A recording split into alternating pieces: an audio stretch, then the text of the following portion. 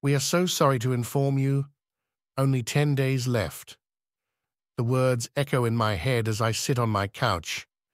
It was such a normal start to the day today. I woke up this morning, dragged myself out of bed, and went on my morning walk. The dew on the grass didn't look any different than it had any other morning. I passed all the same cracks in the sidewalk, and the leaves were the same shades of brown and orange as fall made its way through. I came home and showered with the same shampoo and conditioner. I threw on my favorite light blue dress, and I went out to get the same coffee from the same local shop. The barista was sweet, and the coffee was the perfect kind of bitter. I would have never expected this. Then again, I guess nobody starts their day thinking that when they come home and turn on the news, it'll be telling them the world is ending. 10 days. That's what scientists are saying, that we have up to 10 days left before it all comes to a grinding halt. It wasn't what you'd expect. It wasn't some uptight guy with glasses in a white lab coat. It was a woman, her brown hair littered with grays laying loosely over her shoulders. She was wearing a black, long-sleeve crew neck, a crumpled tissue in her hands as she choked out the devastating news. It looked like there were 50 or so other certified scientists standing in support behind her, most of them weeping or holding back tears, and a few just standing there with a blank look on their face. Defeat. There were a lot of words I didn't understand, and something about an anomaly. It doesn't really matter anyhow. There's no point now in trying to dig up why or how. I've sunken into my couch, and I take a sip of my coffee, only to realize that it's cold. I don't even know how long I've been sitting here. I don't know what to do, or how to feel, or how to make these last days count. I don't have any family to cling to. My parents died in a car accident when I was only 10. My aunt took care of me well enough that when I was 18, I was able to set out on my own, but we were never really close. She couldn't look at me without seeing her sister, and it drove a wedge between us. Even with all that pain, I did everything I was supposed to do, because I thought it would lead me to a better life. Now I'm 21 years old, living in a humble little apartment, working as a server part-time while I was putting myself through college. I always played by the rules. I never kissed a stranger in a bar. Hell, I've never even been to a bar. I never did anything with reckless abandon because I didn't want to ruin my future. It's a twisted sort of irony.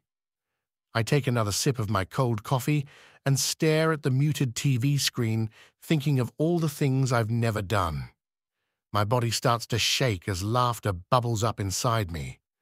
My life has been so boring that I don't even know how to make my last days exciting. Just as I'm on the verge of hysterics, I hear the familiar thump of heavy metal next door. A noise that used to annoy me so much while I was trying to study or sleep that I would bang my fist on the wall until it stopped. Now, I find myself being drawn to it. The couch creaks as I stand up and make my way out into the hallway and just stand and stare at the door of the apartment next to mine. My hand is raised to knock, but I don't even know what I'd say. We've only ever seen each other in passing. Around my age, he had dyed the tips of his hair pink last time I'd seen him, and he always smelled like cigarettes. He was everything I was trying not to be. I wonder how he sees me. My light brown hair is always tucked into a neat bun, usually carrying my books or coming home from work. I don't think I ever offered him a kind word or even a friendly glance, but I think he might just be the perfect person to help me learn how to live in the time we have left. So I knock. He answers with a cigarette hanging from his lips, fingernails painted black, and the square of his jaw tensed. His eyes are a deeper green than mine, with flecks of brown, and leaning against the doorframe with his flannel hanging off his shoulder, I can't help but notice that he's quite good-looking. He looks me up and down before turning around and walking back into his apartment, leaving the door open behind him. He glances back at me, still standing at the threshold. "Are you coming in or what? In case you hadn't heard, we don't exactly have all the time in the world." He cracks a smile as I step inside and close the door behind me, and I decide right then and there that this is who I want to help me. "Care for a smoke or a drink?" he asks, holding out his pack as he slouches into his own couch.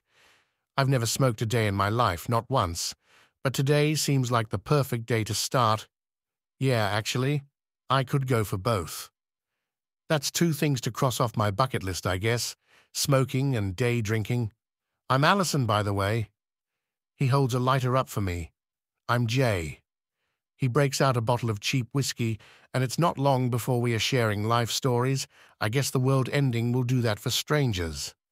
His childhood was definitely nothing to be nostalgic over, and we took turns exposing our most vulnerable memories.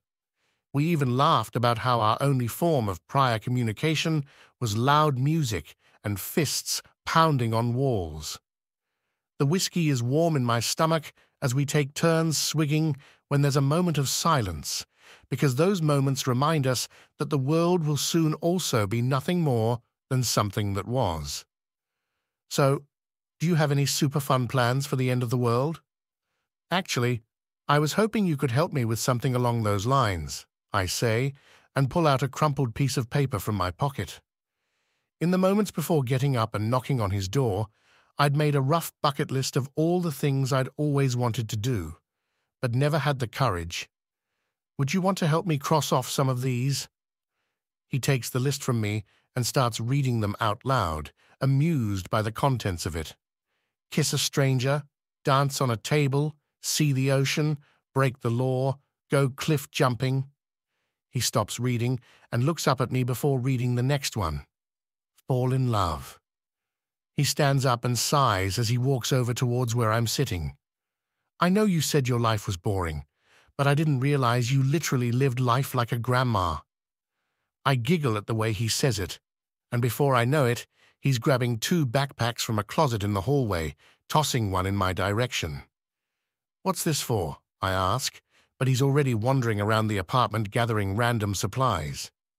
Hello, I wave my arms around. Earth to Jay. At this, he turns back towards me and comes to kneel beside where I'm sitting. His eyes locked onto mine, the buzz in my stomach turning to butterflies. We are going to do everything on that list, so go pack, we're leaving right now. His voice is filled with contagious excitement. Go on, we don't have time to waste.